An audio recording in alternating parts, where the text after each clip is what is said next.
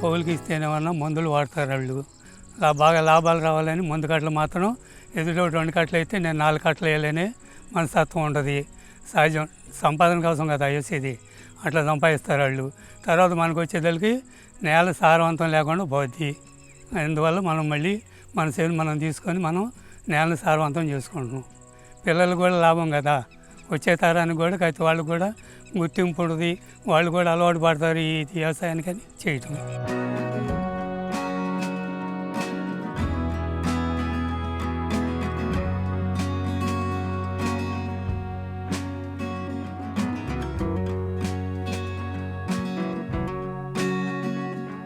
ఏదైనా ఒక పనిపై ఆసక్తి ఉంటేనే దాని నుంచి మెరుగైన ఫలితం సాధించేందుకు అవకాశం ఉంటుంది.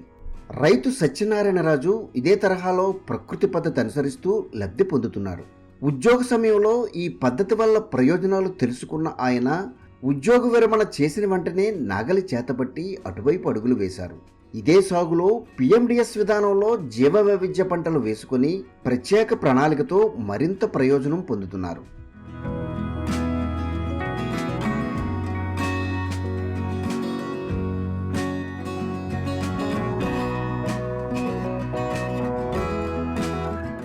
నా పేరు జంపన్ సత్యనారాయణరాజు. అచ్చంపేట మండలం, చిగురుపాడు గ్రామం, పల్నాడు జిల్లా. 72 సంవత్సరాల నా వయసు. ఈ 3 సంవత్సరాల నుంచి ప్రకృతి వ్యవసాయం చేస్తున్నాము. 2 ఎకరాలు 18 సెంట్లు మొత్తం స్థలం అంతా. ఇక రసాయన ఎరువులు వేసి పండించాం. పత్తి, కంది, పెసర ఇవన్నీ వేసాము. ఇప్పుడు తర్వాత కొన్నాళ్ళు ఉద్యోగం వచ్చింది. ఉద్యోగం వెళ్ళి మళ్ళీ రిటైర్డ్కి వచ్చిన తర్వాత ఇప్పుడు 3 సంవత్సరాల నుంచి ప్రకృతి వ్యవసాయానికి వచ్చాం. బయట ఆహార పదార్థాలు విషపూరితమైనవి. అందువల్ల మన ప్రకృతి వ్యవసాయం మీద పండించుకుని మనం తిన్నాం అనుకో, మన ఆరోగ్యం బాగుంటుంది, కుటుంబ ఆరోగ్యం కూడా సంతృప్తికరంగా ఉంటుంది అని ఈ వ్యవసాయంలోకి వచ్చాం. రైతు సత్యనారాయణరాజు 2 ఎకరాల్లో ప్రకృతి పద్ధతి అనుసరిస్తున్నారు. దీనిలో పలు రకాలైన పండ్ల మొక్కలు నాటుకొని అంతరంగా కూరగాయలతో పాటు ఆకుకూరలు సాగు చేస్తున్నారు. వీటికి మధ్యలో తొలకరికి ముందు పిఎండిఎస్లో భాగంగా 30 రకాల జీవ వైవిధ్య పంటల విత్తనాలు నాటుకొని వీటి నుంచి పలు రకాలైన ప్రయోజనాలు పొందే విధంగా చర్యలు తీసుకుంటున్నారు.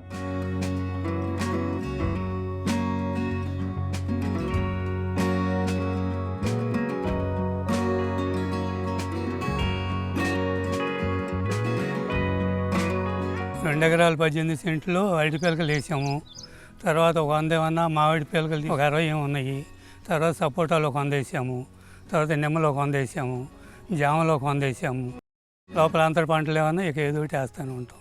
దోసలు, బీరలు అవి వేసుకుంటుంటాం. మాకు ఇంట్లో కావాల్సినవన్నీ కూడా ఇక్కడే పండించుకుంటాము.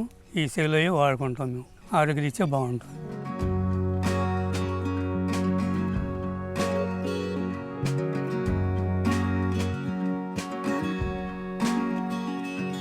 దీనిలో భాగంగా సాగు చేసిన పంటలకు అవసరమైన ద్రవజీవామృతం సిద్ధం చేసుకుని 15 రోజులకు ఒకసారి మొక్కలకు వేసుకుంటున్నారు.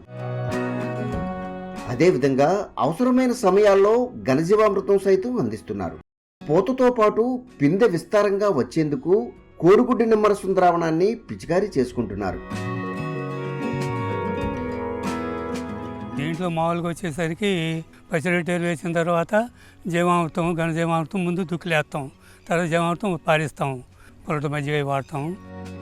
దీంతో పాటు సాగులో అక్కడక్కడా కనిపించే కలుపును నివారించి పరోక్షంగా పంటలు పెరిగే విధంగా దోహదం చేస్తున్నారు.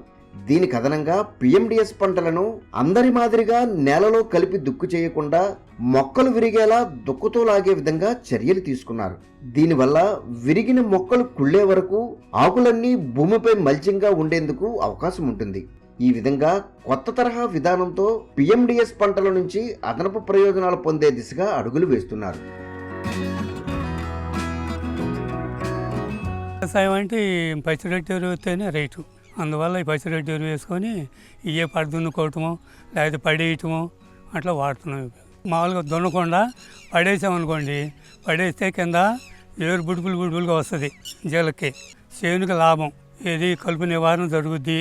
తర్వాత మొక్కలు మంచి బలం కూడా నాని ఎర్రటి నీళ్ళు వస్తాయి. ఆ నీళ్ళు కూడా బలం.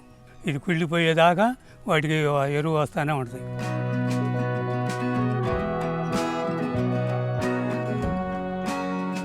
రైతు సత్యనారాయణరాజు చేపట్టిన ప్రకృతి పద్ధతి సాగు వల్ల గతంలో ఎన్నడూ లేని విధంగా ప్రయోజనాలు పొందుతున్నారు. నేలలో తేమ శాతం పెరిగి తక్కువ నీటితోనే సాగుకు అవకాశం ఉంటుంది. దీంతో పాటు జీవ వైవిధ్య పంటల వల్ల కలుపు తగ్గడమే కాకుండా భూమి గుల్లబారి వానపాములు వృద్ధి చెందుతున్నాయి. తెగుళ్ల కట్టడికి ఆస్కారం కలుగుతోంది. అదేవిధంగా వేర్లలో వృద్ధి చెందిన రైజోబియం నేలలో కర్బన శాతం పెరిగే విధంగా దోహదం చేస్తోంది. అలా చేయటం వల్ల భూసారం పెరుగుద్ది, కర్బన శాతం కూడా బాగా డెవలప్ అవుతుంది. కర్బన శాతం పెరిగితే ఇంకేముంది, చేనుకి అన్నీ బాగానే ఉంటాయి. మనం చేయాల్సిందల్లా కర్బన శాతం పెంచడం. చేనుకి కర్బన శాతం పెంచాలంటే పచ్చిరొట్టె ఎరువు వేయాలి. ఇవన్నీ మనం కార్యక్రమాలు అనుకునేవన్నీ చేయాలి.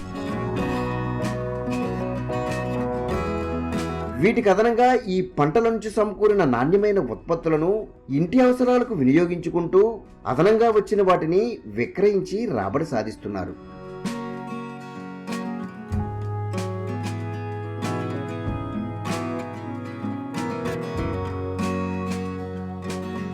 ఈ విధంగా మక్కువతో చేపట్టిన ప్రకృతి పద్ధతి సాగు వల్ల మెరుగైన ప్రయోజనాలు పొందుతున్న సత్యనారాయణరాజు కుటుంబం ఆనందంగా జీవిస్తోంది.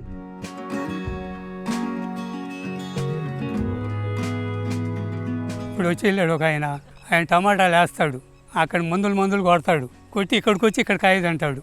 ఎందుకంటే ఇక్కడ కాయ స్వీట్గా ఉంటుంది, అక్కడికన్నా ఇక్కడ ఆరోగ్యంగా ఉంటుందని తింటాడు ఆయన.